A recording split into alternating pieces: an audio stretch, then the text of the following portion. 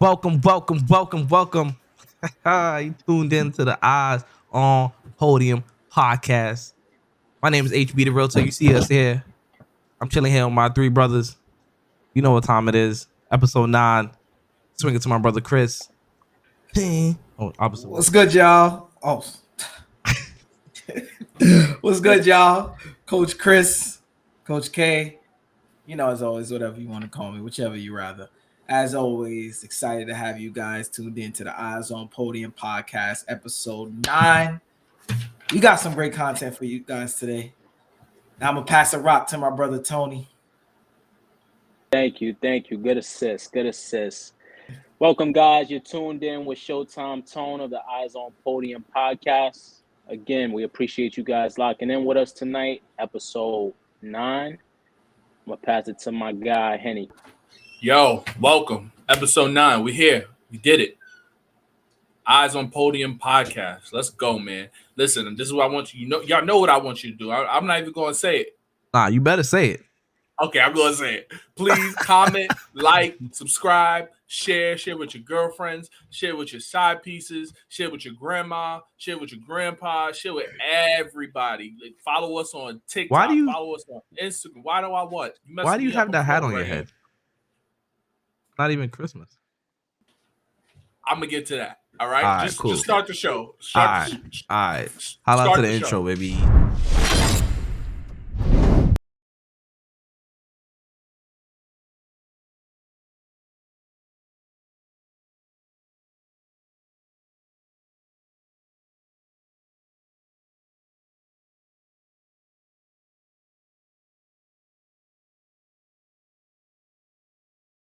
I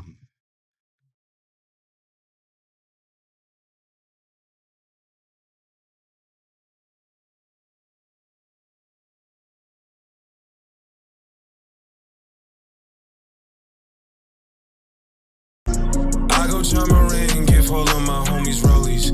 I'm a hot pig, rolling with me, gon' be low key. Best believe it's more of us, but today I'm dolly. Grab me by the hand, damn, she don't even know me. Open hit the corner for the 3, nobody know.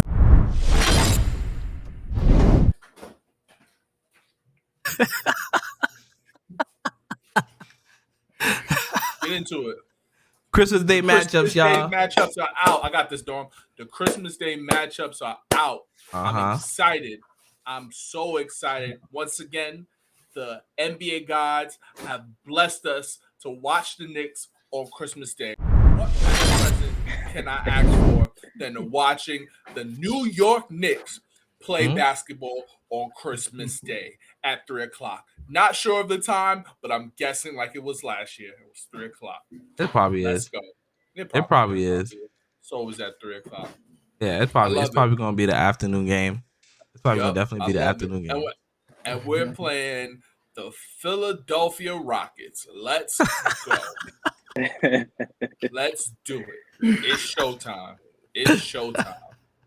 Really excited for this game. Last game, what was it?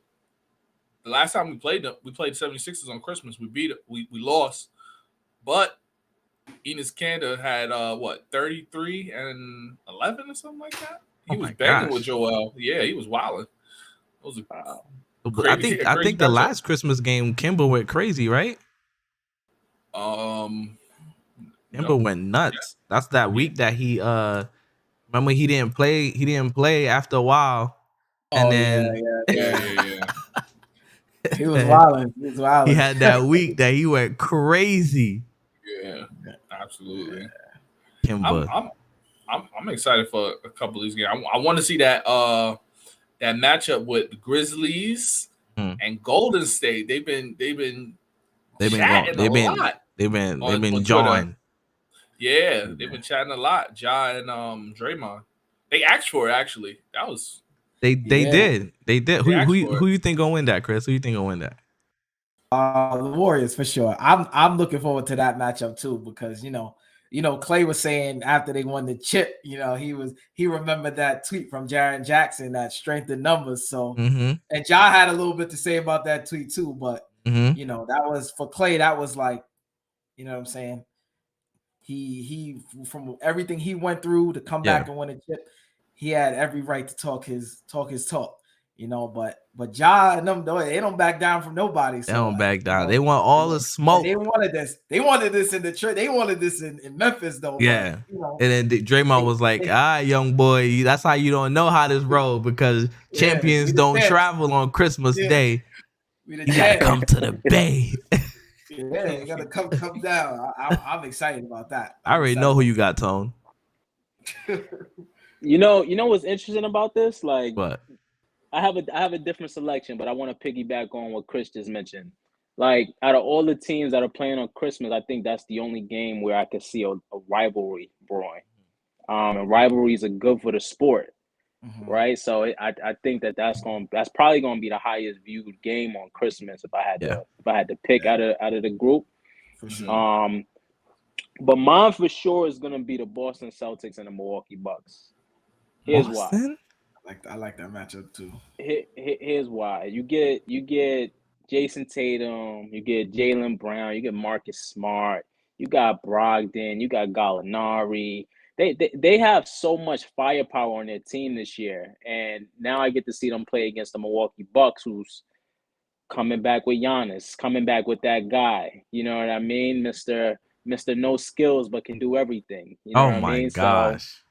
So I'm looking forward to that for sure. You know, hopefully Chris Middleton is in good health so that you get a full team. But I'm excited about that one. I think that one will be a good one.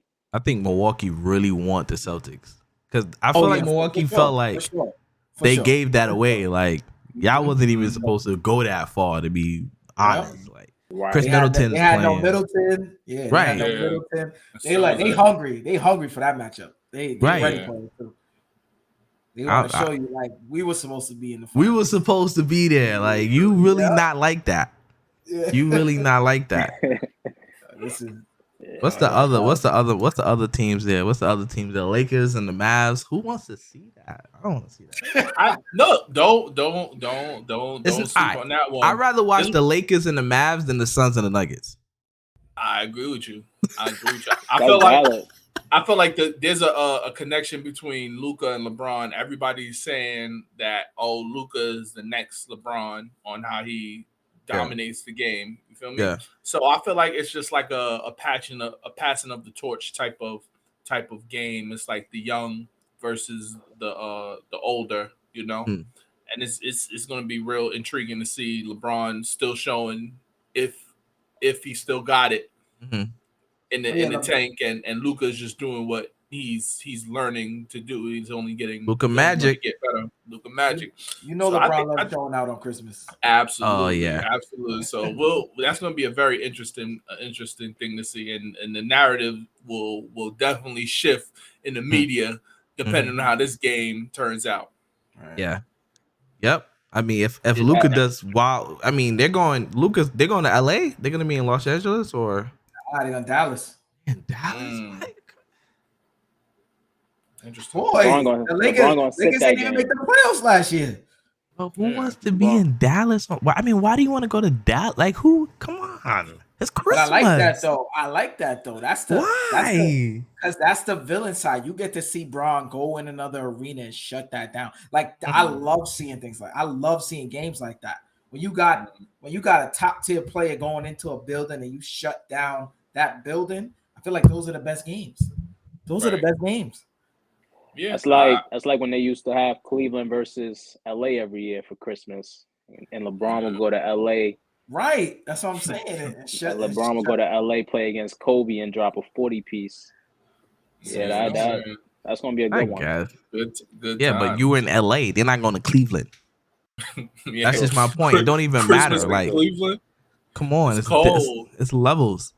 Dallas, in all respect, Dallas earned this one. They probably did. They probably did. I definitely don't want to see. DeAndre Ayton, the Suns. I don't want to see them. Joker. You don't want to see DeAndre Ayton get cooked by Joker with all that money. I mean, I wish it was rather like. I rather it would have been the Suns versus the Mavs. That I would want to see. Like, you know what I mean? Like, I want to see it with the Suns versus the Lakers. I guess. Yeah, they should have gave that. Yeah, they should have gave them that game back. Yeah. Yeah, We've been crazy. Yeah. That was it. That should have was been it. Missed opportunities. Yeah, agree. Come on, Adam. Who do y'all think should have definitely gotten the game? Got in the game? Yeah. Brooklyn, but we don't know what they're doing. Right. I would say the new look Clippers. They should have got the Clippers. Okay, what about LA and LA? That would have been a good right. It would have been good for both teams because neither team would have had to travel. Exactly. Yeah. Right. Come on, they didn't think about this. I mean, we didn't see this. The schedule is not out yet, right? So, I mean, I'm sure this is NBA official. Yeah, no, I'm saying no. I'm not talking about this not being official. I'm saying like we don't know what games are leading up to that game. Yeah. True. You know what I mean? You don't know where they at. It could be somewhere else and blah blah blah blah blah blah. You know, logistics.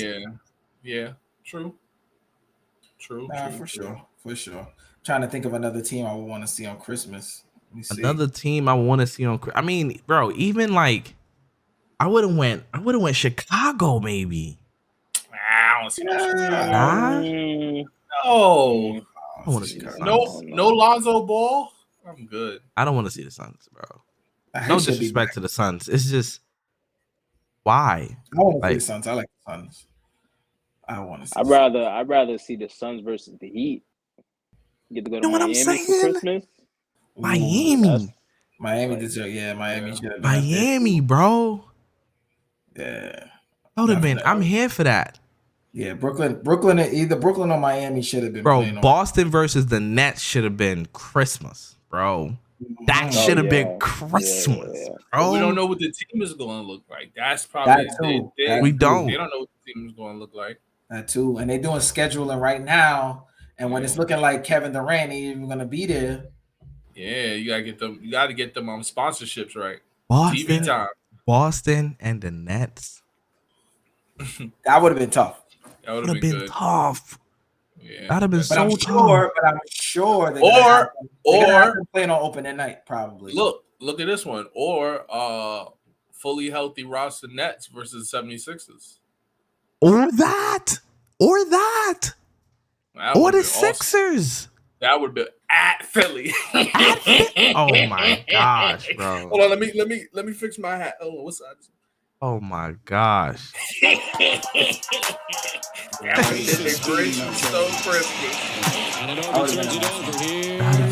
would have been good. Philly? In Philly. Need that. You want to spend your Christmas in Philly, brother. Oh my gosh. In our meeting, our NBA meeting, is that Ben Simmons coming to Philly on Christmas. That would have been epic. Boy. That probably would have jumped to the movie. Boy. Oh, yeah. Could you imagine Ben Simmons back in Philly, Tony? He hasn't been back. He hasn't played. He hasn't played in Philly. Yeah, that would be in the six right now. I mean, we got to keep Martin outside, Tony. He fires in a triple.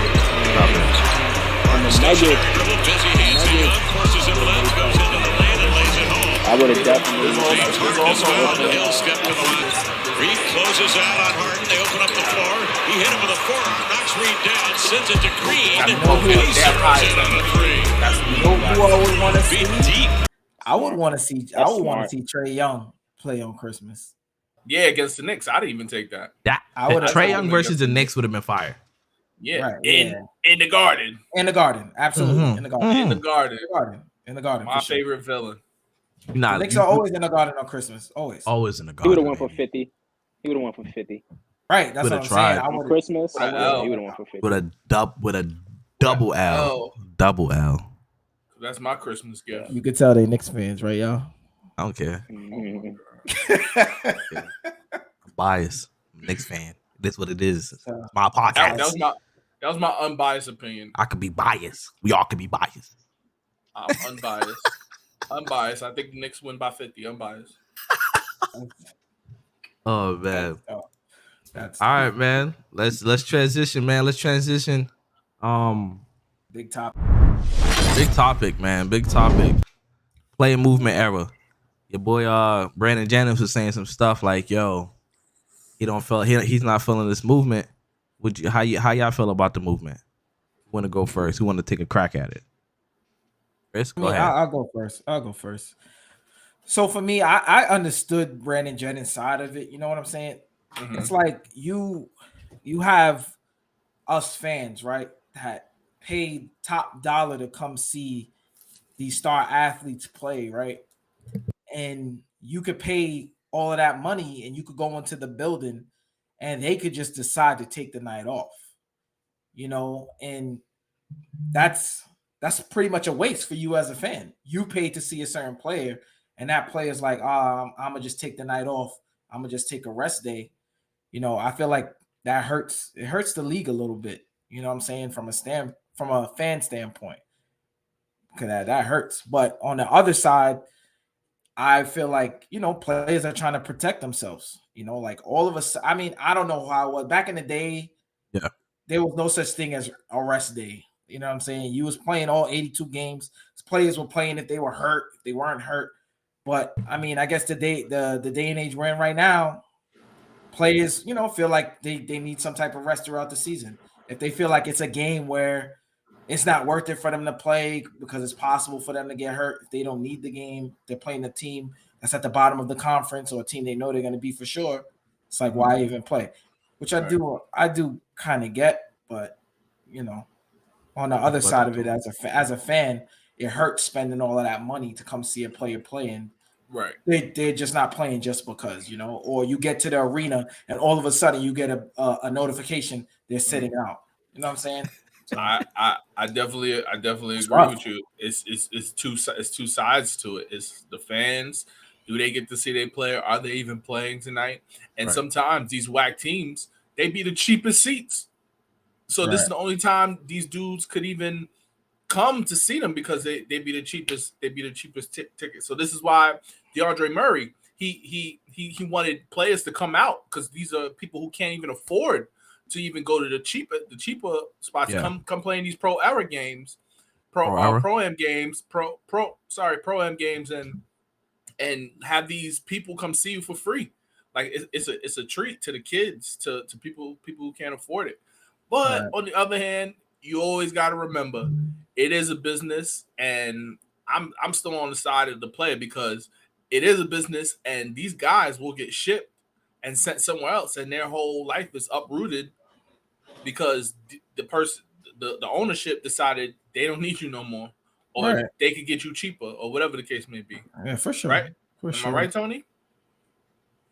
Nah, I mean, you're 100% right. Here's the thing with that too, right? As far as player movement, I love it. I love that players have the ability to, well, let me not say all players. Those certain players have the ability to change.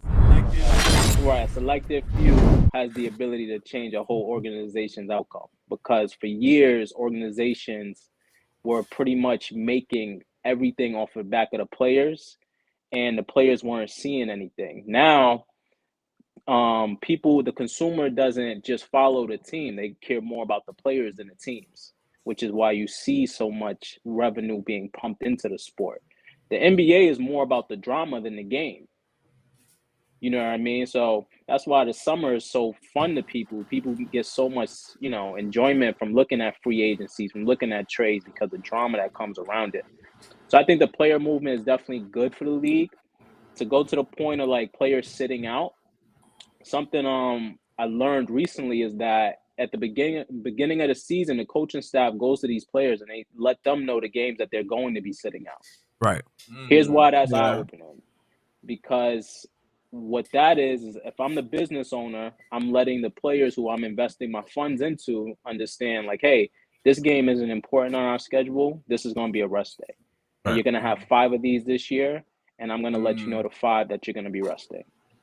So it's not really, you know, on the players. Sometimes the players want to play, but that's their scheduled rest day. Right. You know, it sucks for the fans who are paying their money to see those players, but at the end of the day, the NBA has become a product that is player driven. You don't care about the teams; you care more about the players. True. Yeah. True.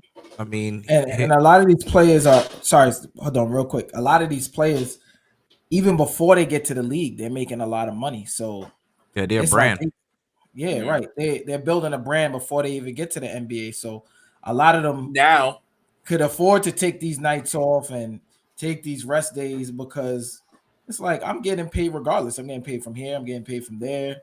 You know what I'm saying?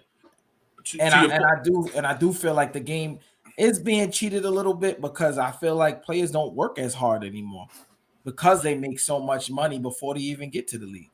To that point, Chris, do you think it's fair that people don't get to see the players that they're paying? That we as fans come to see them play, and we're paying their checks, and they don't even pay. They don't even play. Yeah, it's not from a fan standpoint. It can never be fair. Yeah. You're paying your hard-earned money to see specific players play, and you get to the arena, and then you find out they're not playing. The worst is when you find out when you're at the arena. That's happened to me multiple. That's happened to me multiple times. Good. I'm sorry. That's sad, but that's funny. Like you pull up to the game. I pulled up to I believe it was, I think it was Michael Carter Jr.'s debut with Philly when they played Miami. Oh, mind you, folks, he lives in New York, so he had to drive out at the time. At the time, I drove to see D Wade play. Right. And I got to the arena, sat in my seat, and got a notification D Wade is not playing. Damn. I wanted to just get up and leave. I stayed though. You watched the preseason game. I was sick, boy. I like just having that feeling. I know that feeling. So it's like that hurts. That hurts, boy. What do y'all think about Brandon Jennings like blaming CP and Braun or whatever the case may be? Like, you know what I mean? Having and then saying like, you know, you got to put something in the contract to like force these people to play. Because I think what people fail to realize too about the old game and the new game is that these players are coming to the league with more miles on their body than these other players did back in the days, right? They don't play AAU games for so long. They're probably played out. You know what I mean? And that's why a lot of time I feel like they lose the love for the game. You know what I mean? Like I remember when I was on a basketball team in high school and just practicing every single day on Christmas Eve, just weird stuff, just make you lose the love sometimes of just playing with your friends and just having fun. You know what I mean? Want it to be better, but you just, you know, you're playing for fun. But they get to the NBA and it's like, like they're a robot. They probably feel like they're a robot. I've been doing this for so long, like a Zion. I've been playing basketball every day for the past umpteenth years. Like I've been jumping every time, everywhere I go. I'm the main attraction. I gotta go jump. Yeah, you gotta go sign autographs. You gotta go do this. They've been doing that for a long time. You know, these kids been NBA like you guys were saying. These kids been NBA players before they've been NBA players. So like, But here's my question. I don't know the statistics on this, but do players leave more so because they don't want to play anymore, or because they can't play anymore? I think it's the organization though, bro. Like you're looking at like LeBron, right? When he couldn't get anybody to come to Cleveland, he just left, right? Like he wanted to play with his friends, right? So it was like, I just don't want to be here anymore. I just think it's like a job. Like you don't want to be here anymore, so I want to leave. I don't want to be here. We have a situation with KD, and then they might just force him to play. They might just force him to stay, and he got to play or not play, right? We'll talk about that later. But it's like you're forcing someone in a situation that they don't want to be in, right? And you're on a contract, so. You signed it. It's funny. I don't know if you guys saw. Did you guys see about how Kyrie's wanted in his contract that he can only play 60? Yeah, I seen that. And no back-to-back. And no back-to-back because it's inhuman. Allegedly. It's inhumane. Allegedly. We don't know if that's true, but not wild for him to say, of course. You said it's not wild? It's not For him wild to for him say. to say. It's something he would ask for 60 games. Oh yeah, well yeah, and no back to back. So would that bring it down to 50 games? So that's what I was about to say. Like, should we? Or maybe more. They have a lot of back to back. Should they just like lower the game amount of games that's being played? Nah. You don't think that would help?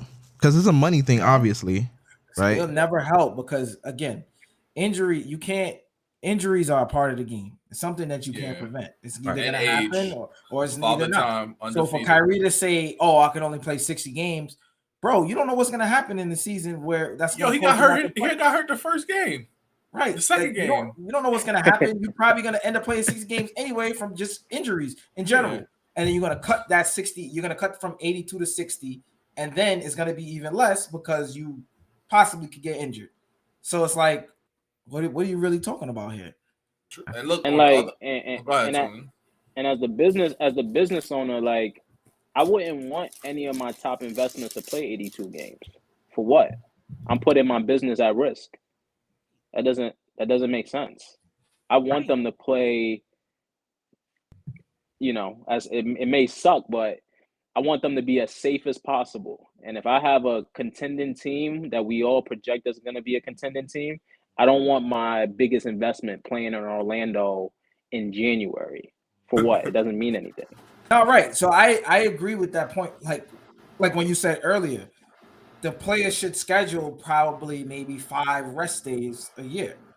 Look on the schedule, pick, and you'll move it accordingly to, your health throughout the year. You know what I'm saying? So, but it's not even the players. That's what I'm saying. Like, you got to think, like, a lot of these players want to play. Right. But the organizations, again, being the business, I'm like, I don't want my investment playing in January when none of these games matter. Right. I agree. So I'm going to give you the choice to pick the games, and then we go off of that. But, like, yeah, depending on who you are. Right. Question for you. And the funny thing is, some of these players choose whether they're going to play or not, because you got to remember, they also have incentives in their contracts that they got to reach. Yeah. So if they're close to that too, they're not going to sit out. They're like, I'm going out there on the floor because I can make this extra $3 million, $10 million, whatever the incentive is, $750,000, whatever it is. Right. I'm going out there so I can make that.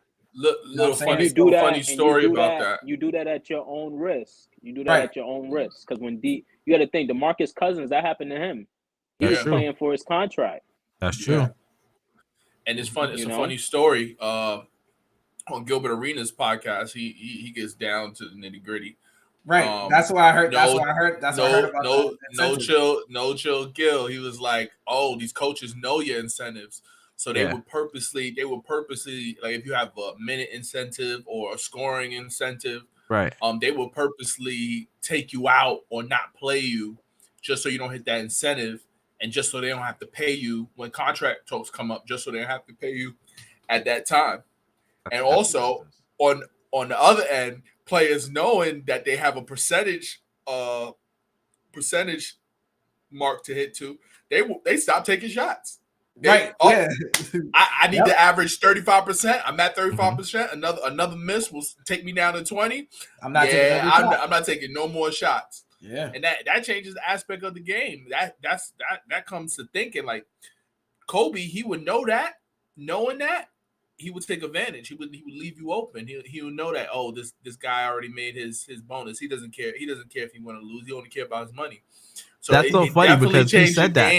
He said that. He said that one time. It definitely changes the game a lot. These NBA rules is like, it's deep, man. It's really deep. It's really deep. This is a good topic. All right, man. Let's move on. Let's move on. I mean, it kind of rolls into our next topic. Our next topic. Yeah, with it. What I would say, like, the whole player movement era, I think what this era has hurt is NBA rivalries. You think so? Like, they don't feel the same. because the players don't stay that long. Correct. Like the Knicks, Miami, like the Knicks knew back in the 90s, like, yo, in order for us to get to the mountaintop, we gotta play Miami. You get what I'm saying? And like nothing's gonna change about them. They still gonna have Zoe. They still gonna have Tim. Mm-hmm. You know, for Shaq in Orlando, Shaq's like, in order for us to get to the mountaintop, we gotta play MJ. Right. Like, there's no way around it.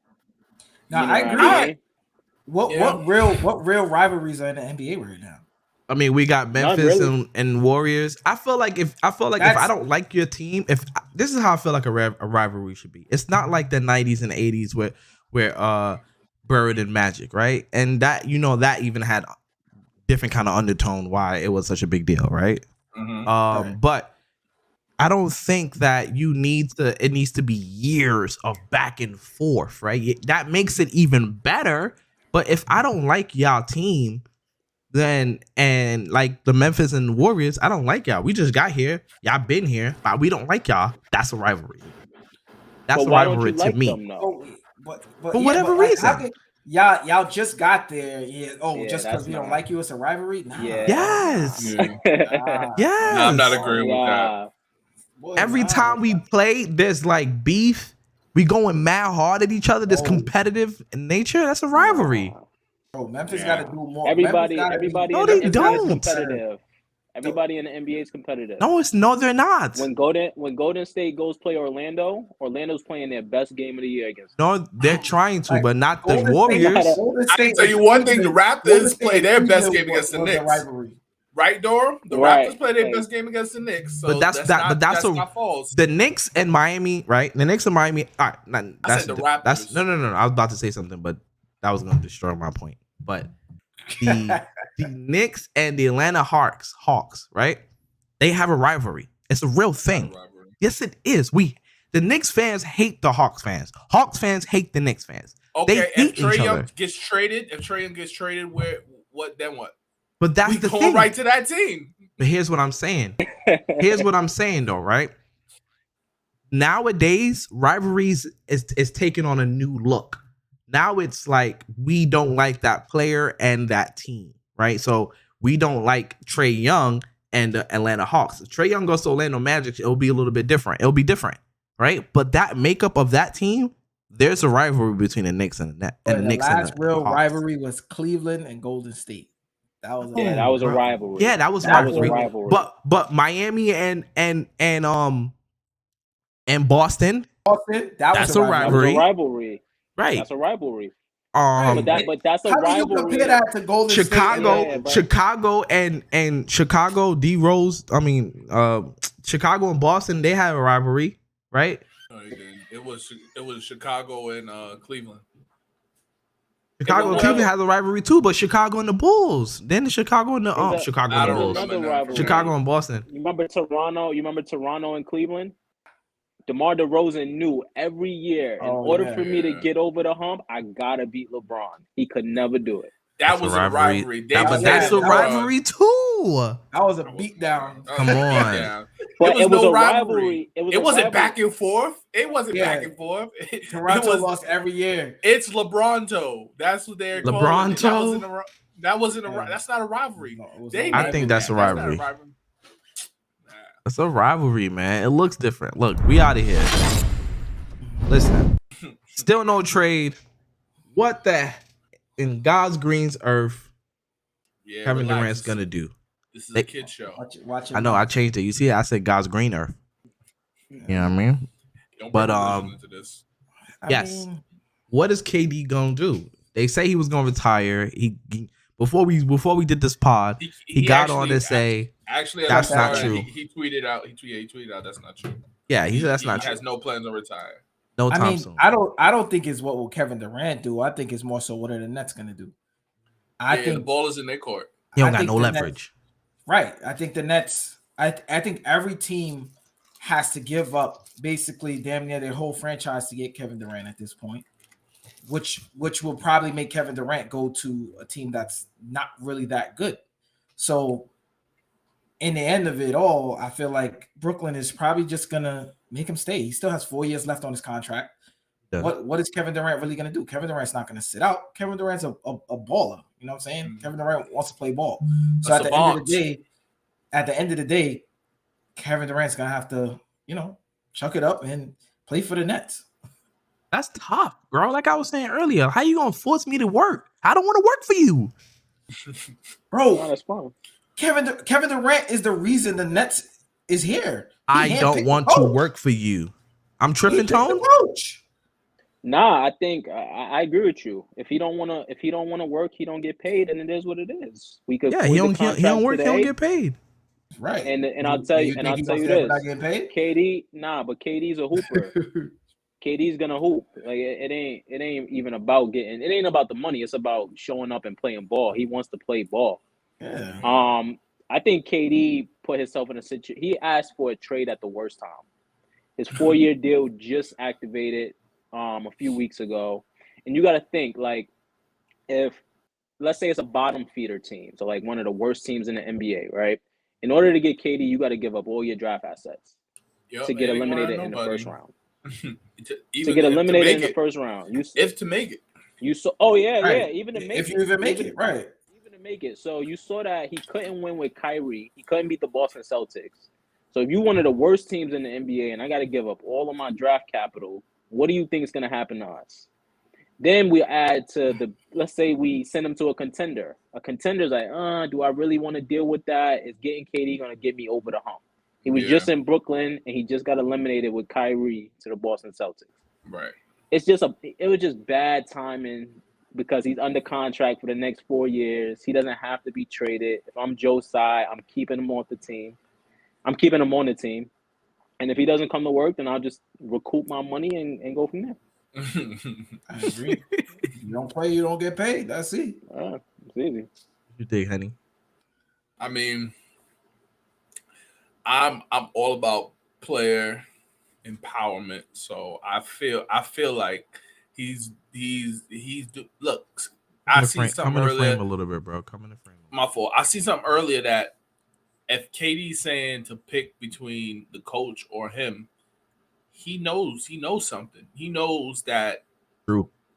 Nash is not the coach. I mean, true. I hate rumors, but for a coach to have a practice and a player to have the audacity to then same practice throw another player only practice, that I've never heard a coach be done like that. I had even Isaiah Thomas as the Knicks coach, they didn't do him dirty like that.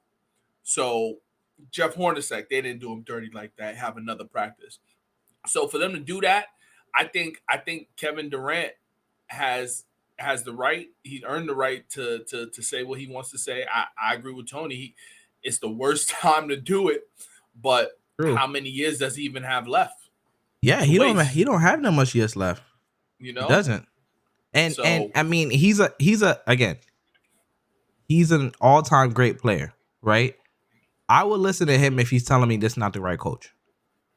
Right. If he's telling me like, yo, this ain't the guy. This ain't the guy. These ain't the guys. Why not listen to him? Is it because you listened to him before and it didn't work? I mean, none of that was his fault. It's not his fault that it didn't work. It's not his fault that James Harden wanted out. That's not his job to make sure that the organization is running at competent speed, to make sure that James Harden don't want to be traded. That's not his job. That's the organization job to make sure James Harden, the moment he's traded, he doesn't want to go anywhere. I disagree. I disagree with that, and here's why. The reason the team is the way it is because of Kevin Durant. So it is his job. It is his job. Just like we blame LeBron for everything that's happened in LA, we're going to do the same thing with Kevin Durant. He is the reason that he's the reason Steve Nash is there. Right. But what I will say is you did say something important, and I want to highlight it. James Harden allegedly wanted to leave Brooklyn because of Steve Nash. So I think that if my star player is coming to me with concerns about the coach, I have open ears. Even though I did everything that he's asked me to, I've traded away my future and done everything. You know, I think I do listen because James Harden, he gave up. He Like I thought he gave up in Houston. He gave up on live TV in Brooklyn. Like it was just things that I'm like, that doesn't even make sense. But it was the same thing. It was really the same thing. Was like Steve Nash was a constant. You know, him and there was times James Harden wouldn't even talk to him. They would be in timeouts, like, and James Harden would go sit on the side. Okay, so why? So hold on. So why not listen to KD? And I'm telling you, bro. I know you say you disagree, but I'm telling you, like the GM and owner's job is to set the culture, set the tone. Like what's like even if y'all in collaboration with the players, that's fine, right? But you still gotta have some kind of organization and some kind of leadership, right? Like it can't. I mean, Kevin Durant is not the boss of everybody. He doesn't hold everyone's job title, right? So like, when are you guys gonna do your jobs, right? Like I got you James Harden because of my relationship, right? I got you James Harden, Kyrie.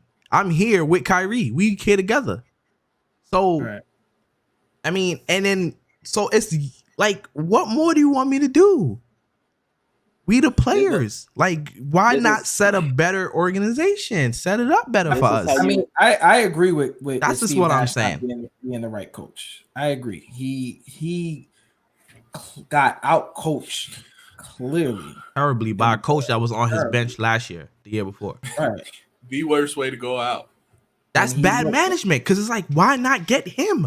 Why you had Ime on your bench last year, and you know Ime he took that personally.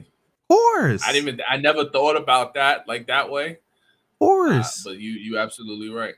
Ime was on the bench. Yo, he was screaming. Yo, his heart was all in that game.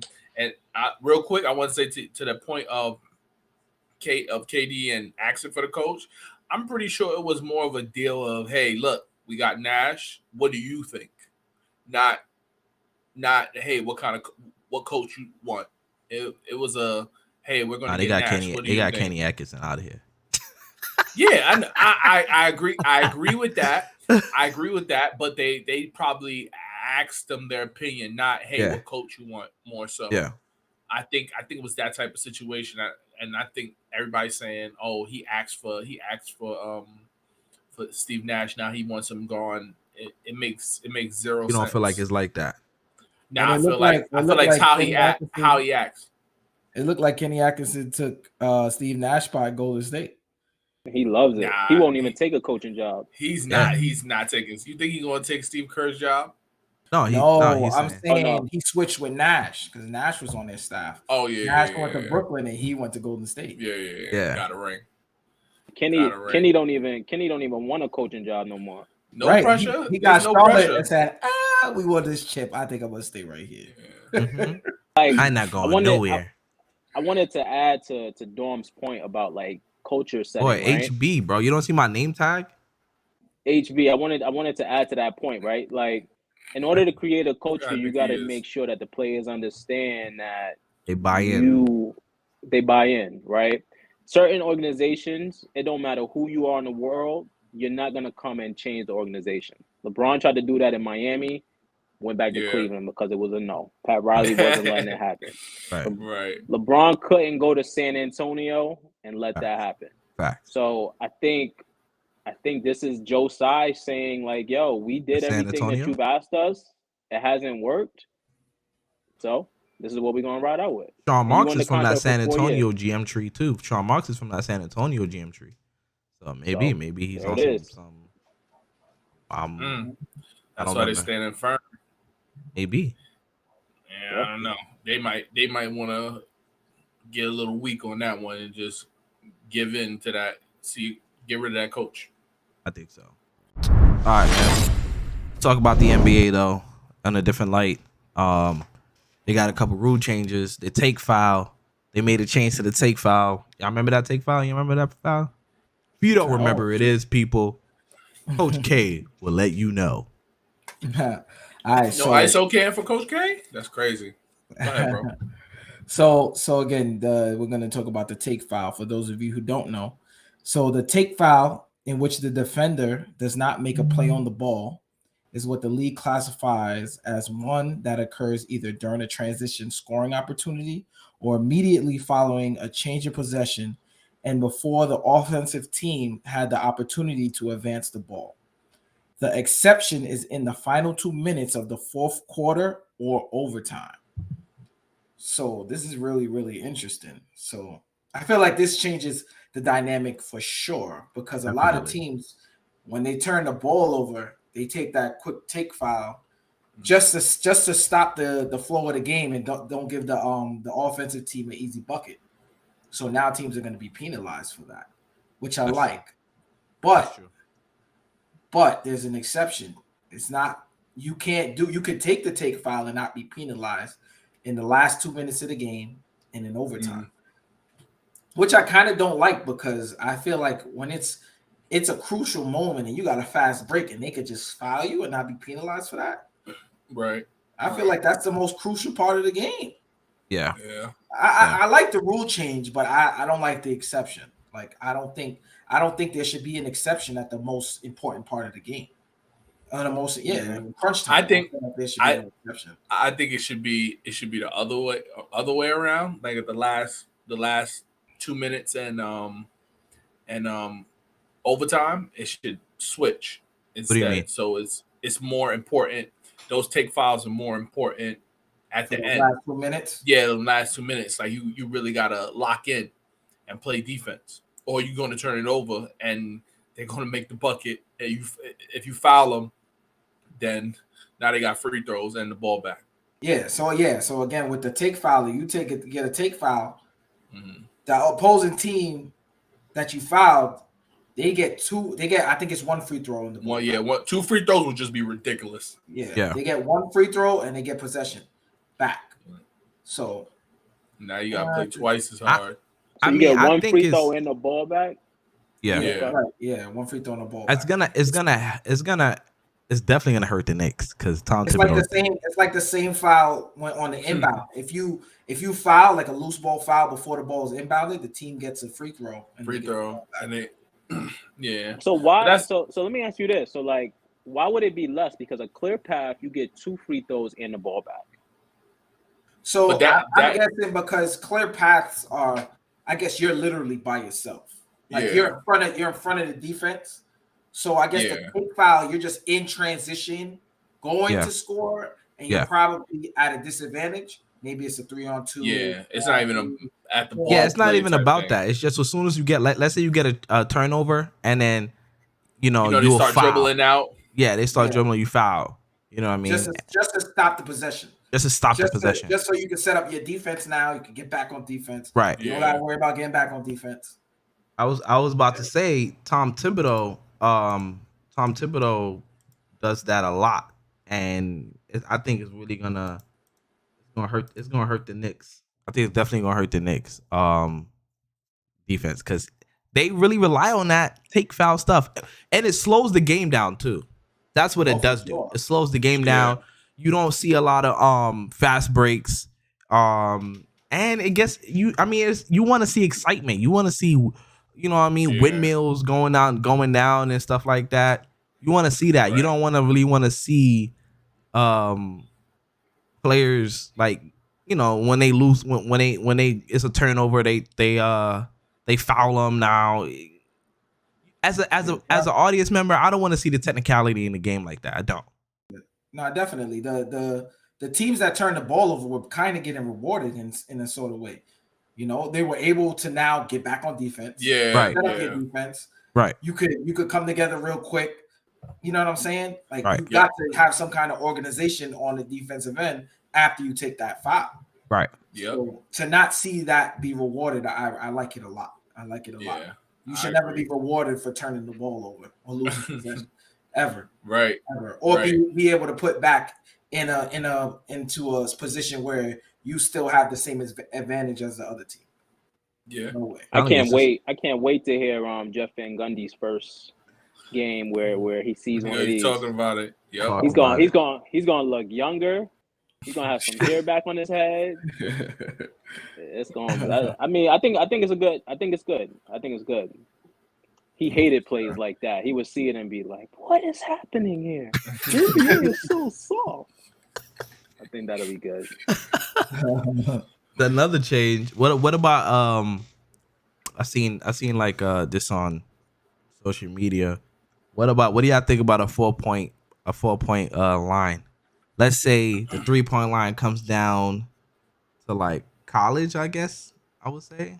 Like the 3-point line comes down just a little bit, and then the 4-point line goes up a little bit further.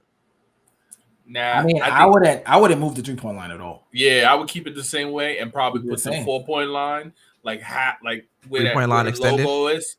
Yeah, like no further out. Like I would just make it a half of the half court, like between the half court and between the top of the 3-point line, make it a 4-point play because those corner shots are the smallest, are the closest shot, so there's not really much space you can do. Another reason is because your half court shots, your heaves only mean 3 points. Mm-hmm. It should mean a little bit more. Yeah, right. especially if you perfect the skill. Like there's people who skillfully shoot that.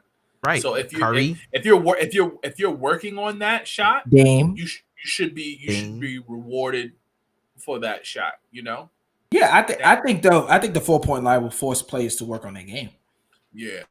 It will force players to consistently work on the art of shooting. Because now that next level shot, that could be detrimental, especially with a play like Curry. Oh my God. Like here's the reason why I hate that. I hate it because imagine what your offense looks like with the defense so spread open like that. That's amazing. You break one person down, you're going straight to the basket. There's no one who can stop you. Well, it's a longer trip to the basket. Yeah, and there's also a few people who can shoot that shot, so your defense changes. Right. Like Curry and Dame, okay, I got to play him full court. Cool. Now I have to really choose who's not really a shooter to really sag off on them. But you could play a little bit closer because, like you said, one move, they get to the basket. But also, like Adorm said, it's a longer trip to the basket, so they have to. I'm ignoring that. It's a longer trip to the basket, so they have time to recover. Oh, disrespectful. True. They have time to recover. True. So I agree with both of you. Yeah. I just want to know: is the 4-point line just going to be like at the top, or is it going to go? They have a. There's no way it could curve because it'll make it useless. Right. Because it'd be closer, so it would just be a half at the top. Yeah, it would just be a half court line in between 3-point line. In my opinion, I would say it might be a line just straight across, like a straight line. Because anything closer, they could curve. Yeah, they could curve it a little bit. So now it's not a 4-point line no more. It's just a closer. It's a closer 4, longer 3. Oh, not all the way around. It's at the top. You're just gonna curve it around the top curve of the 3-point line. Yeah, it's the top. Yeah, curve it, put it a little further back, and just curve it all the way around at the top, and make the lines go straight out of bounds. Why curve it? Because so you can have you can hit that shot. You can hit that shot. No, so you can have a. It's not going to be possible to have a 3-point line is curved. The 3-point line, but it goes straight down. We're not talking about straight down. We're talking about the wing. I'm sorry, the corner was the wrong word. It's the wing. Yeah, not the corner. We're talking about the wings. The wings. It will touch the foul line. It will touch the foul line extended type thing. The 3-point line extended. I would say it will go out of bounds on the corners. I mean, on the wing. The 3-point line. Oh, okay. Yeah. Yeah, not all the way down. Sorry. Not all the way down to like the corner, but the wing. The high wing. I like the straight line across. Straight line across is cool, but you want to step back. You know what I mean? You want to wing, you step back to a 4-point play. What if we're gonna be getting 5-point that's a 5-point play? I guess. That's valid. I don't really like the 4-point play, but I feel like I sound like one of the older heads. The old heads that was talking about when they brought in the 3-point line, they must have lost their mind. They put 3-point line. What? Giving them more points? Yeah, it's imagine getting an and one. Why not take a layup? Play. That's what I'm saying. Yeah. I would like swing, boy. I would like to see. What do you guys think about adding a 1-and-1 to the NBA? I like that. I like that. Explain the 1-on-1. How does the 1-on-1? Who could you could explain how does that work, Coach? So basically, you know how teams get into the penalty? Yeah. Right? After 6 fouls, right? So from 6 after 4 fouls up until 10, everything. You said what? After 4 fouls in the NBA. But keep going. The penalty? The bonus? The bonus? Yeah, the bonus. Yeah, penalty, bonus, same thing. Yeah, it's 4 fouls. 4 fouls. Whatever. Okay. Yeah, so after you get I apologize. You're not coaching the NBA yet. After you get into the bonus, right?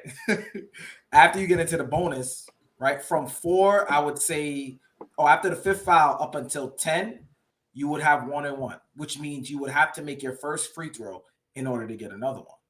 So it puts a lot of pressure on the player to make that first free throw. Tony liked that better. He liked that more. He didn't even know about that part. No, that's why I like it. That's why I like it. If you miss the first free throw, it's over. You go right back into play. Right. You make one, you get another. Like that. But if the team gets to 10 fouls, that's when you start getting 2 free throws. That's double, right? Yeah, that's double bonus. Right, you get the double bonus. You get 2 free throws. It's crazy because now Hack-a-Shaq would just come back alive. It would. Easily. Especially in the 4th. If y'all play good enough, you'll save the game. But it slows the game down. It slows the game down. It's free, bro. I mean, maybe not. Maybe not because it'll just be offense one direction. Yeah, how many players are gonna sit there and follow a game?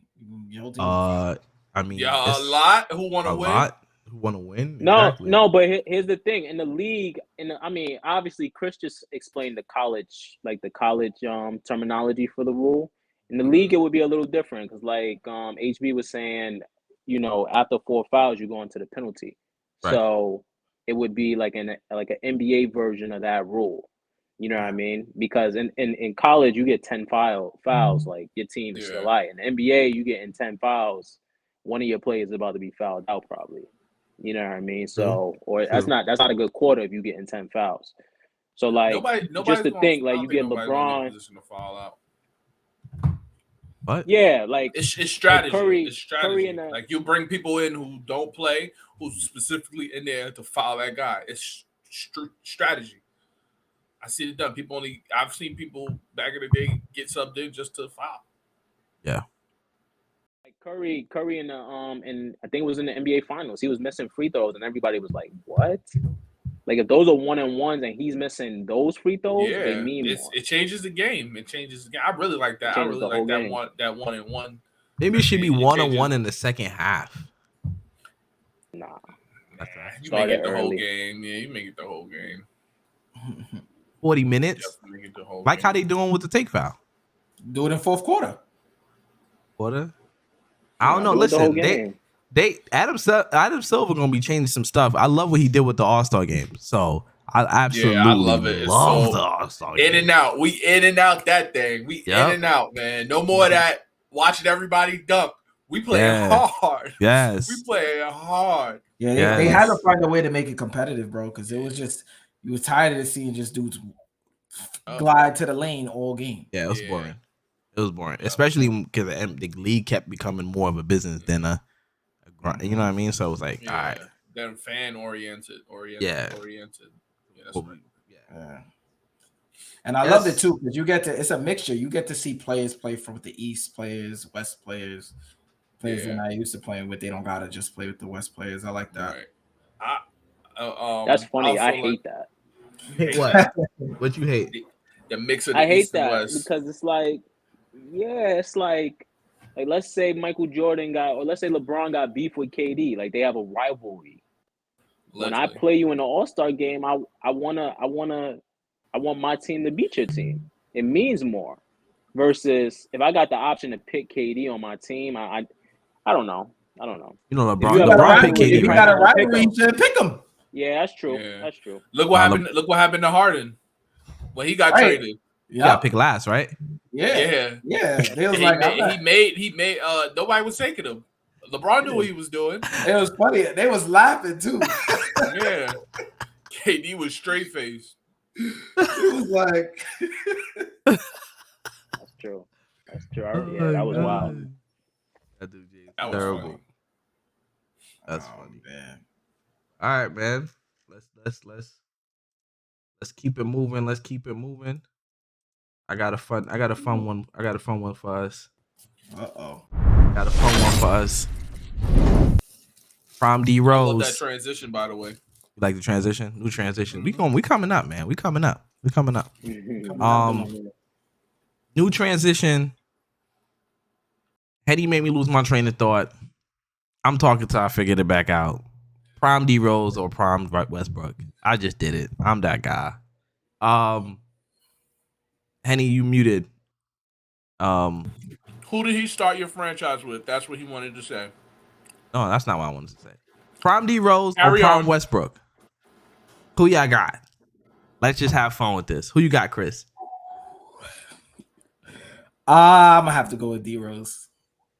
Only because I love Westbrook, but I just feel like for me, it's all about the pace. I feel like D Rose had a pace. Like D Rose knew when to go quick, he knew when to slow down.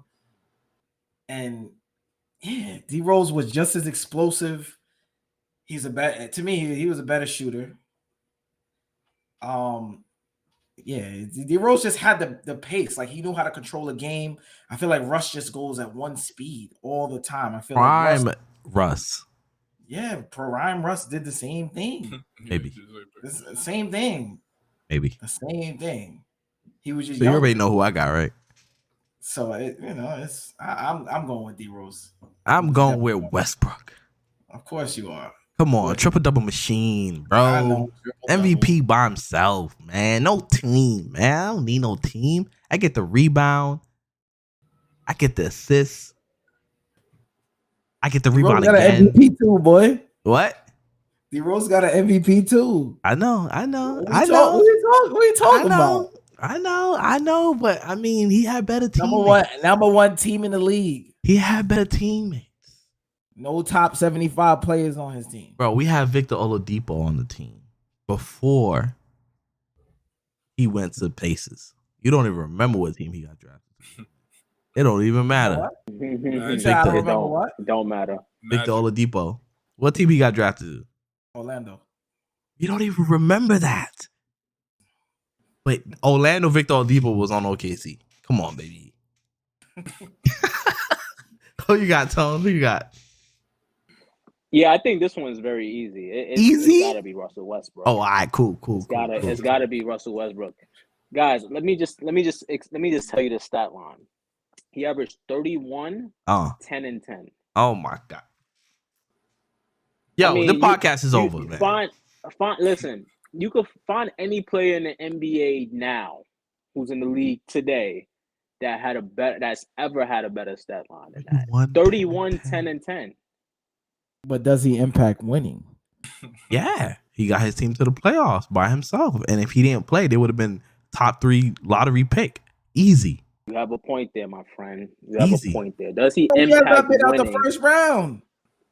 He got, but you, all right. You know something? Right. That's a great point. We're not talking about that. We're talking about Prime Westbrook. Oh, okay. We're not talking about that. Then yeah. Tone, don't let him stray you off topic. You're right. Yeah. So we're not talking about that. You got me. That's one of the best seasons. That's probably one of the best seasons in the NBA. Tone was like, He hit me with one of my questions. It was valid. It was valid. Wait, time out. Can we reverse real quick? HB? Real quick. Wait, HB. Yeah, you know I'm talking to you. Yeah. which HB? You just said. I can't believe you just said this. You said D Rose had a better team. Yeah. And Prime Russ? Yes. Prime Russ is what's when Prime KD Russ? left. I want you to think about that. KD left. That's Prime Russ when KD Honestly, was not there. It is true. Just It's the truth. It's not Prime Russ. No, he just was by himself. That doesn't mean he was in his prime with Kevin Durant. What are you talking about? Nah, we didn't even know. We didn't even know what Russell Westbrook. Russell Westbrook literally averaged a triple double. We would have never guessed that he could have done that. I don't If think that's KD true. stayed. I don't think that's true. If KD was there, we wouldn't know the potential of Russ being able to do something like that. True, I agree. That's all I'm Things saying. happen. Things But happen. But he was still in his prime with Kevin Durant on his team. He was. Thank you. But- that's but all. That's all. It I'm doesn't saying. mean you was getting the It- touches. But the though. better It Russ. doesn't mean you was getting the touches. Time out. Which one is Time the out. best Russ? Time out. How long is your prime? Oh my God, here we How go. long is somebody's prime? Yeah, I'm about to tear you up. How long is somebody's prime? Listen, Russ. No. Answer my question. Listen, it depends on the player. Where'd you get that analysis from? What That's player are you very looking true. at to know how long a prime is? Depends on the player. Because Wait, LeBron why you looked think like it's he's still in his prime, right? He's thirsty. Yes, sir. You It's annoying. You're enabling him. Yes, sir. I know what to say to him. I know what to say to him to keep him on my team. All right, wait. Tampering, yo. Before we leave, before we get off the topic, tampering. before we get off the topic, we don't want to skip Henny and ask him his question. This, Right. Got Henny. as this is easy. Closer to the mic. Closer to the mic. Oh, this one is very easy. Russell Westbrook. Ooh, It's we too killed easy. him. He averaged a triple double. He averaged a triple double. Oh, I'm Three- breaking three- stuff in my setup. 2 years ago, it was him. Then no, it was Curry. Then it was him. Hmm. He just had some bad You stretches. said how many years I don't ago? know. 3 years ago, I would say. Stop. You said what? 2 years ago. When he was on the Rockets, he still averaged a triple double. He figured it out. That's Even just on the amazing. Wizards, he figured it out. How long did Rose play for?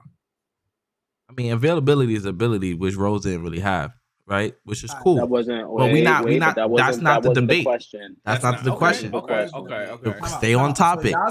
So y'all said right. No, I'm telling nobody him to would've- stay on topic, Chris. No, hold on. Y'all said right. You said nobody would have guessed Russ could have averaged a triple double, right? Correct. He said that. Yeah. I don't know. I don't really know. Do you this know? guy. Do you know what? Do you know what he averaged the year before? He averaged 31, 10, and 10. What do you average? Probably a triple double. 23, 10, and 8. Oh my Okay. God! Okay. You know what he averaged the year before that? What? 28, 9, and 7. Okay.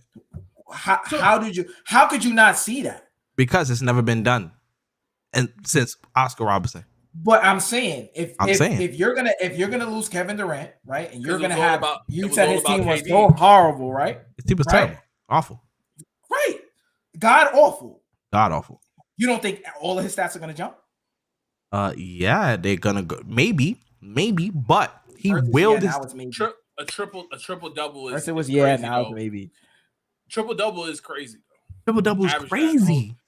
Average that LeBron for- never averaged a triple double in his career. and he can. LeBron can do it. We don't know LeBron has played with a lot of top 75 players in his career. He's a been lot. fortunate enough I to mean, do he's that. probably played with the most top 75 players ever. But Right. we're not. Oh, yeah, we're not easy. here to talk about Easy. that. Let's See not how you got digress. on your side Yeah, anymore, let's not Henny. digress. Let's not. Look at Henny face. Let's not. He's like, where did, I got him. where did it go?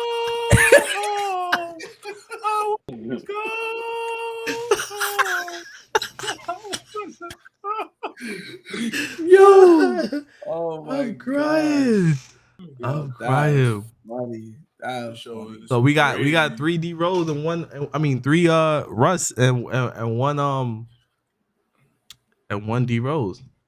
Give me even his unprime years was still ridiculous. Or should I say Russ-diculous? Yo, I'm about to just take his whole camera off. Yeah, he's done. Oh LeBron's So y'all really starting franchises with Prime Westbrook over Prime D Rose? Absolutely. Yeah, I wouldn't even think about it that long. Okay, cool. Derrick Rose best year, he averaged 25 and 7. But Tony, I'm even gonna go back Russell to Westbrook last year when time out. him. Hold on one second. So D Rose best year, how much of an impact of winning did he have? Where was his team? He impacted. He did. He did impact winning. Russ's best year. How much did he impact winning? He didn't have a good. You know something? 16, you know something, Chris? Nah. Chris is starting to. Yeah, I'm starting not to get the impact winning Oh got him. my god! Not the impact winning got him. Got him to switch sides. I'm telling you what. If I'm starting a franchise, right, is Russ really gonna get me have a better chance than Prime D Rose of getting to the promised land of winning a championship? No, I can't fall in love with this triple double, boy. Come on, why? It's cute. When he was doing the triple double, he was winning. Had a better team, but Derrick Rose had a better team, though. Exactly. How do you argue that? If you could argue that, I'm with you. He still did it with not one player that's a top 75 player on this planet. Ooh. Probably not even a top 200 player on this planet. Ooh. Hakeem Noah was a defensive player of the year, I think. He's still not a top 200 player ever. And Luol Deng. Okay, so who was on OKC that was a top anything player? Right, that's my point, Hadom. Thank you. Right. Thank you. But he got to do it. That is my point. Neither one of them had any top 200 players. So you're saying that because he had to do it. Because he had to do it. What? It was just like you said. Nobody predicted Russ was going to average a triple double. Who projected the Bulls to be the number 1 seed that year? Yeah, that's why he's the youngest MVP of all time, right? Right. Exactly. One year. Or is it more impressive because all of this happened with LeBron James playing? All right, we let's not get on the LeBron James train. Let's get off. I don't know. Let's get off that train. But since we're talking franchises, you always find a way to throw that man in here. Always. Now, since we're talking franchises, I do want to know who would y'all start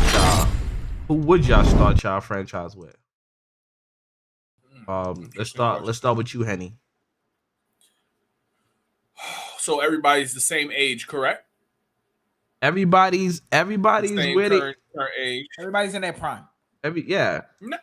Not prime, but everybody's it's like right age. now currently right now. Yeah, current age. Right now. Yeah. Right now. Okay. Go ahead. We can't change nobody's age like LeBron. Just saying. Boy, choose. Right? All right. If I'm starting a franchise right now, yeah, I'm probably going to start my franchise with Cade Cunningham. He's 20 years old. He's fresh. He showed promise for the first half a year he played. He showed a lot of promise, and if I keep him, I have him for 15 years. He's 20. Don't get no better than that. Okay. I love that. 6'8" point guard. That's the future.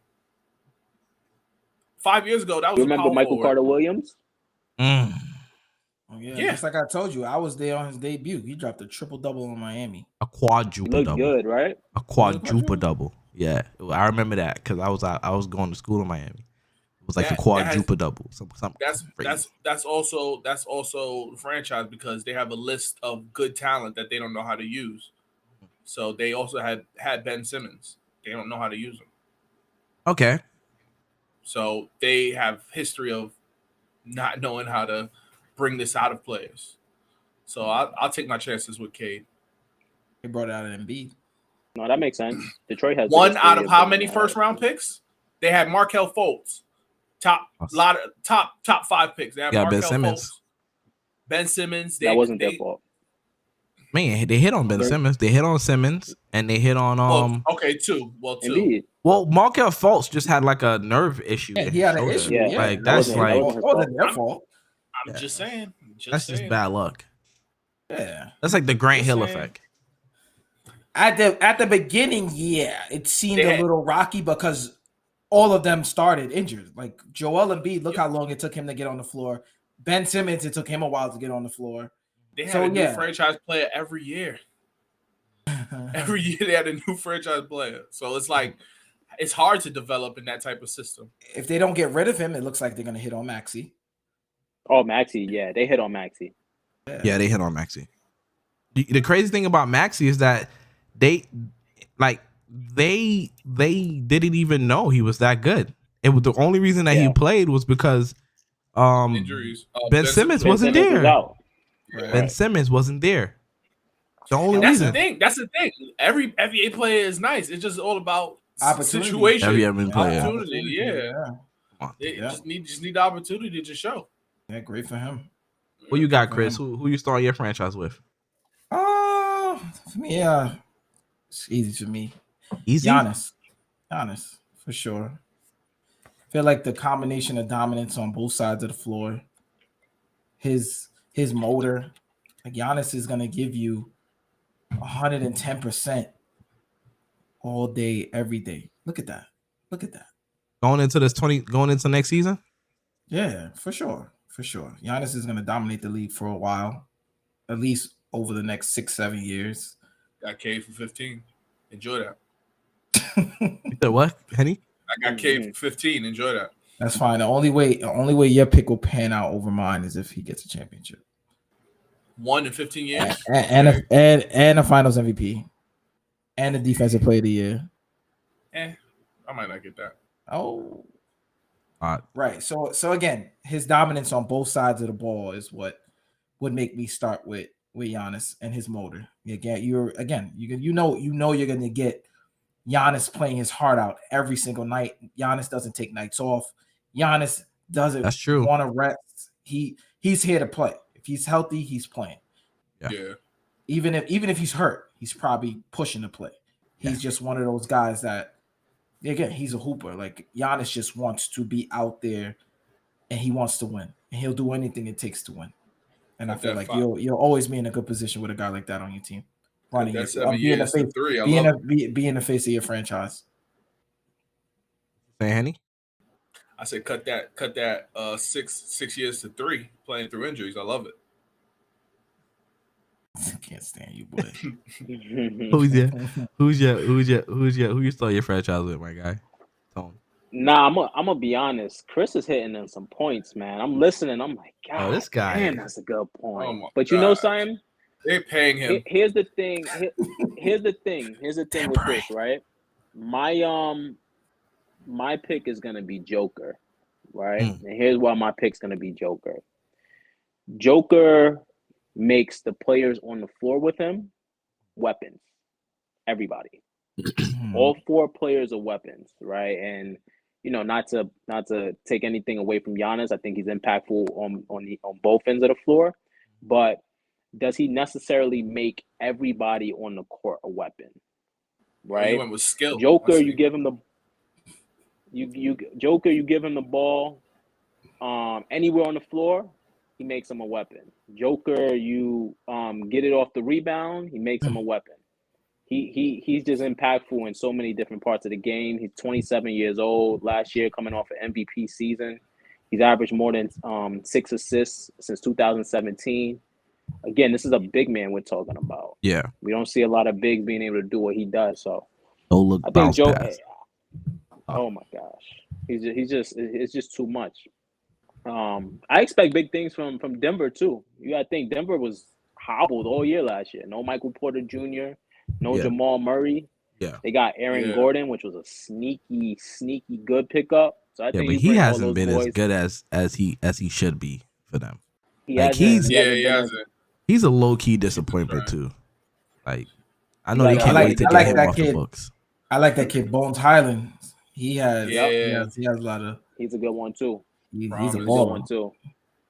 But they got a good team over there. But this is gonna be my make or break year with Joker. I mean, he's gonna either just be a stat stuffer, or he's gonna really be about winning. Winning, yeah. We'll see what happens this season. All right, my pick. Go ahead, Henny. Oh, real quick, is it his fault if his team is injured? It's not his fault. That's true. Yeah, it's not his fault. That team was tough. That team. They were hurt. What's the guard name? Morris. Yeah. Monte Morris. Monte Morris. Yeah. Monte Morris. Hey, Campazzo. Pazzo, Austin Rivers. Who could have done that? Austin. Yeah, that's valid. Yo, that's valid. how could anybody do anything with that? Listen, we could say that about a lot of players, but we not. I mean, I feel like that narrative is overplayed with him. Overblown with him, not played, but overblown with him. Like it's so that he don't have a team. I mean, a lot of players don't have teams. A lot of them. Like who? Off top.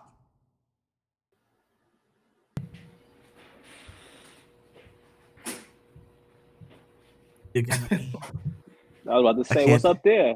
I can't think of nobody. I can't think of anyone right now. Who don't have a team right now? What superstar don't have a team? Boy, you got me. I take it back. Just who you start your franchise with, boy. You lost. I'm starting. Yeah, you got me on that. I'm definitely starting my franchise with the culture setter, the man himself. He want all the smoke. I love John Morant, bro. I think he's gonna be an all-time great. I'm just praying that obviously health, right? That's the biggest thing about his game is just health. But his IQ is there. He don't just do crazy stuff, right? Like when you were watching them play against I was watching that movie just made against Jordan Poole. It was like, woof. But when you were watching him against Timberwolves, right? You seen the Timberwolves doing boneheaded stuff. You're like, these people are just crazy. God. They're stupid. They gave it to him. He doesn't make a lot of mistakes, right? Like he doesn't. Like he understands the game. You could tell he has a feel for it. When he knows when a certain player is going, giving him the ball. He knows when a certain player hasn't gotten touches to go give him that touch. You know what I mean? Like he's paying. He pays attention to the game within the game. You could tell that. Would you call him a D Rose with IQ? Not saying D Rose don't have IQ, but with a little more IQ. I just think he's super athletic. I don't know if he's like D Rose though. He seems like a point guard. He's like a point guard. D Rose, I think, was like just an athletic point guard. Yeah, I mean, D Rose was somebody that no point guard could stay in front of, so he just kept going to the rim. Right. But I mean, John Morant makes every pass. He can make every pass too. Yeah, he's a better facilitator. Yeah, better facilitator, I would say. And he knows when to go for the game. That's the thing about a lot of players, and that'd be the difference. Like a lot of players don't know when to put their foot on the pedal. He knows when. Right. You know what I mean? He knows when, and he plays with pace. He does. I've had this argument with a lot of people, and they're usually shocked when I said I would take Ja over Prime D Rose. You sound ridiculous. I know it sounds ridiculous, but I just feel like he brings a little more. Like I feel like he makes everyone around him better, as well as being explosive. All right. So you taking Prime D? I hate that pick. What pick? John Morant? I hate John Morant. Not as a player. It's like we on the John Morant train, and it's so crazy to me. I think he could do everything, right? He could hit the three. And affects. He facilitates. He's athletic. Affects. He affects winning. He affects winning. Mm-hmm. That's it. Winning. Even though his team was better than him, better without him this year. On paper, but they're not a better team without him. No, that's what it was statistically. No, that's what it was statistically. Yeah, that's what I said on paper. Like that's what I mean. Like they won 18. They went 18-2 without him, but they're not a better team without him. Right. That just sounds like great coaching. I could agree. And then you have a really good backup point guard, which means you have a good GM who knows how to draft and put a team together. Right. They play the same way as if Ja's on the floor, if he's not on the floor. Yeah, that's a good team. That's a good coach team. That's a well-coached team. But they're not a better team. Without that wouldn't make sense. No, I agree. But his team impacts winning. He's a player on the team who contributes to them impacting winning. Thing with Ja Morant last year was his coming to, welcome to the league type thing, right? He took 20 shots a game, which was one of the highest in the league, right? Making 10 of them. So my thing is, 50% if you bring from down the field? 50%, yep. 50%. So he shot very good from the field. With the way that he plays, I don't expect that to continue to be a trend for him, right? With players game planning for him. Nobody was expecting Ja Morant to be that. He scored most points in the paint by the first time by a guard, correct? Yeah. Yep. And all he has to do is develop that, continue to work on that jump shot, which I feel like he will. Yeah, he's getting there. A nice pull-up mid-range. I love the young picks to start your franchise. I'm not really going to start my franchise with a Giannis. Or a Jokic. Established star. Those are star good with me, son. You got less years. That's all I'm saying. It's just you starting your franchise, you got less years with him. All right. So in 15 years, let's see which one of the picks got a chip. And how many years? 15. We'll see. I like my pick. I love the picks though. I love all the picks though. Yeah, all the picks is good. They're cool. They're cool. Eyes on Podium podcast. Eyes on Podium podcast, man. You know who my second pick would be? Yeah, I was gonna ask that. Jordan Poole, Joker, and Jordan Poole. Jordan Poole would be my second pick. Nah. So wait, so if you GM, you pick up Jokic, and you pick up Jokic in the first round, and you picking up Jordan Poole in the second. Easy. I hate that. Easy. I hate that. I'm going for Luka second. Luka's not gonna be there. Stop. Luka. Yeah. You said what? Luka's not gonna be there. Gonna be there. Cut it out. Poole is gonna be there in like the fifth round. Giannis and Luka. Yeah. That's OD. Yeah, Giannis they're not gonna be there. They're going off. Listen, who's standing in the corner? Listen, if it's 30, what is it? 30 teams in the NBA? 30 teams, right? Let's say they're doing like 12 rounds of draft, right? 30 teams. Luka's gone. First round, he's gone. Yeah. No, not even top 5. He's gone. He's gone. He's gone. He's Who gone. will be there in the second round? That's what I'm saying. Who will be there in the 5th round, 6th round? I'm being disrespectful. Who would be my sneaky pick? No. You're not being disrespectful. That's why I picked him. Who would you pick, Chris? Who would be your second pick to pair with Giannis? Yeah, to pair with Giannis.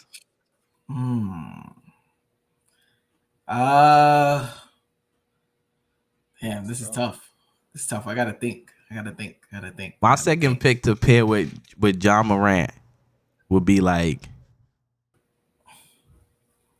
PG-13. Need a wing like PG. 2-way ring. I thought you was gonna say? Who? I thought you gonna. I want to see who Henny say. Wait, I got mine. I got mine. Who? Scotty Barnes. Ooh. Scotty Barnes and Giannis? That's tough. Y'all not nobody's scoring, boy. Really, really, really tough. Really tough. I'm going to go. Boy, Scotty out first round. Yeah, I think he goes 20. I think he goes 20. Here you go. Boy. He goes late first round. Especially when you start the franchise.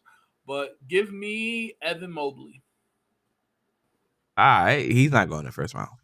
Cool. Yeah. To pair with who? K Cunningham. That's nice. I'm surprised nobody said Anthony Edwards. That's what I thought HB was gonna say. He's going in the first round. Edwards is going in the first round? 100%, because he's a player that you can start your franchise with. My opinion. I mean, he's at this moment he's only 20 years old.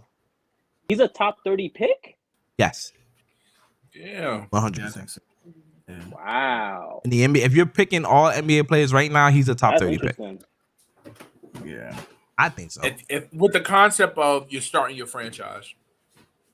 Yeah, with the concept of I'm starting my franchise, he's a top 30 pick. I think he's higher. I think regularly, I think he'd probably be in the bottom 20 if you just picking who's the best, you know.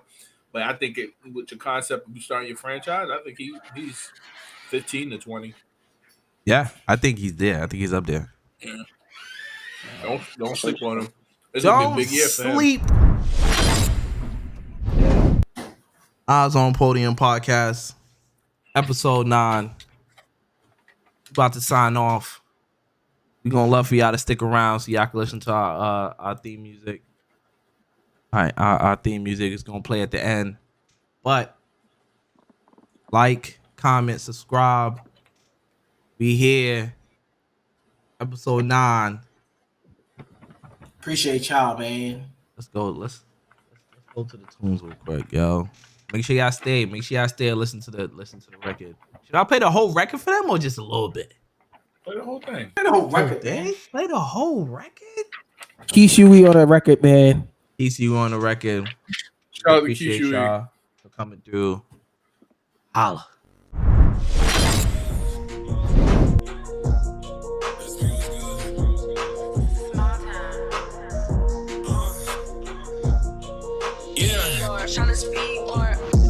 I don't read no comments. I don't care what they say. Time and place, we can talk about it.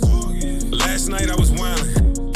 Made 2K over 2K. It's a new day and I'm back to problem. Bank account be crowded. By next June, need 5 rooms, soundproof. Watch them doubt it. Hey, they try to talk me out here. I done wasted some greatness just sitting there trying to think about it. I go charm my ring, give all of my homies rollies. I'm a hot pick, rolling with me, gon' be low-key. Best believe it's more of us, but today I'm dolly. Grab me by the hand, damn, she don't even know me. Open hit the corner for the 3, nobody noticed them. Catch me out in traffic, keep it curry when I'm closing up. No one should be talking, eyes on Podium. No one should be talking, keep your eyes on the podium. Yeah. No one should be talking, eyes on Podium. Yeah, look, open hit the corner for the 3, nobody noticed them. Catch me out in traffic, keep it curry when I'm closing up. No one should be talking, keep your eyes on the podium. No one should be talking, yeah, eyes on Podium. Triple doubles in my sleeve, got protection over me. I don't always gotta speak, but I always gotta speak. Going slow is not for me, ain't nobody holding me.